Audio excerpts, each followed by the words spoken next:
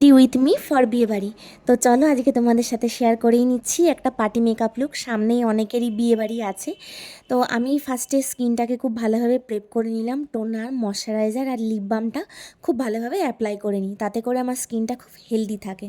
আর তারপরে আমি আমার ফেভারিট কনসিলার ফরএভার 52, সেটা আমি যেগুলো ডার্ক জায়গা আছে আমার স্কিনে সেগুলোকে দিয়ে একটুখানি কভার করে নিলাম। আর সামান্য পরিমাণে একটু ফাউন্ডেশন অ্যাপ্লাই করে ভালোভাবে ব্লেন্ড করে নিলাম ব্রাশের সাহায্যে। তারপরে লুজ পাউডার দিয়ে ভালোভাবে মেকআপটাকে সেট করে নিলাম।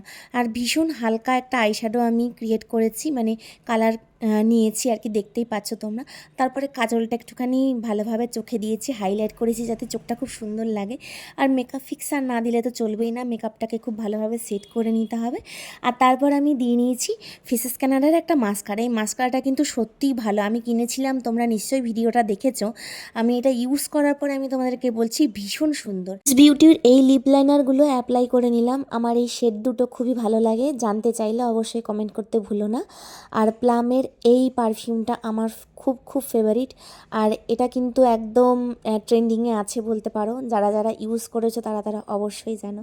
তো আমি এটা মিনি সাইজ কিনেছিলাম জাস্ট দেখার জন্য কীরকম স্মেলটা আসে, আমার তো ভীষণ ভালো লেগেছে। তো আজকের মতন ভিডিওটা এখানেই শেষ করছি। দেখা হচ্ছে নতুন কোনো ভিডিওর সাথে।